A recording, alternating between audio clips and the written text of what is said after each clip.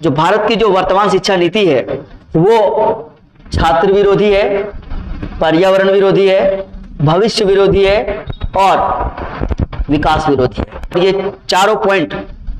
आज मैं एक एक करके बताने वाला हूं। भारत का जो शिक्षा नीति है वो पर्यावरण विरोधी क्यों है, पहले इसके बारे में बात करूंगा, क्योंकि अभी का जो मौसम चल रहा है वो गर्मी का मौसम चल रहा है, तो इसीलिए मैंने ये टॉपिक को पहले डिस्कस करने का निर्णय लिया है। उसके बाद हम लोग छात्र विरोधी कैसे, उनके बारे में बात करेंगे। जो भारत का जो शिक्षा नीति है या अगर उसे बनाया जाए तो जलवायु को ध्यान में रख के बनाना चाहिए, क्योंकि आपका देश जलवायु विविधता वाला देश है, लेकिन भारत में जो शिक्षा का जो नीति बनाया जा रहा है उसमें जलवायु के बारे में बात ही नहीं किया जा रहा, जलवायु को ध्यान में रखा ही नहीं जा रहा है। आप सोचिए, भारत की आजादी का लगभग 79 साल यानी एक साल बाद 80 साल पूरा हो जाएगा। अगर 8 दशक पूरा हो जाने के बावजूद भी आपने अपनी शिक्षा नीति में जलवायु को ध्यान में रख करके नहीं बनाया, तो जाहिर सा बात है कि आपकी जो शिक्षा है उसमें गुणवत्ता नहीं आ पाएगी।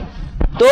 गर्मी के दिनों में गर्मी ज्यादा होती है तो बच्चे को लू लगने का खतरा रहता है, बच्चे की मानसिक और शारीरिक स्थिति खराब हो सकती है, बिगड़ सकती है और मुरझा भी जाते हैं, बेहोश हो जाते हैं और सबसे बड़ी बीमारी डिहाइड्रेशन का हो सकता है। भारत एक ग्रामीण प्रदेश वाला इलाका है, ऐसा इलाका है जहां पर गांवों की संख्या ज्यादा है, तो यहाँ पर बच्चों को लोकल में स्कूल नहीं मिलते, उसको दूर तक सफर करके जाना पड़ता है, यानी कि साइकिल से जाना पड़ता है। खास करके हमारे आदिवासी और पिछड़ा वर्ग के जो लोग हैं, दलित वर्ग के लोग हैं, जो आर्थिक रूप से संपन्न नहीं होते, उनको गुणवत्तापूर्ण शिक्षा लेने के लिए दूर तक जाना पड़ता है साइकिल से। अब आप बताइए, अगर आप बच्चे स्कूल साइकिल से जा रहे हैं तो फिर उनकी मानसिक और शारीरिक हालत क्या होगा। सर्दी के मौसम में भी यही हालत होता है, बहुत ही ज्यादा सर्दी जब पड़ने लगती है दिसंबर और जनवरी के महीने में, तो उसमें बच्चों को सर्दी लगने का खतरा बढ़ जाता है, ठीक है, पैरालाइसिस भी हो सकता है, ब्लड क्लॉटिंग हो जाता है और यहाँ पर भी छात्रों की जान माल की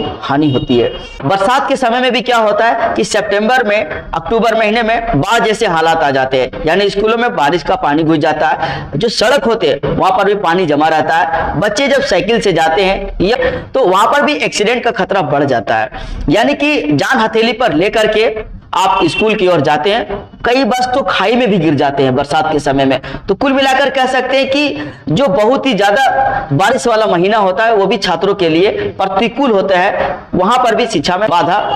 आती है।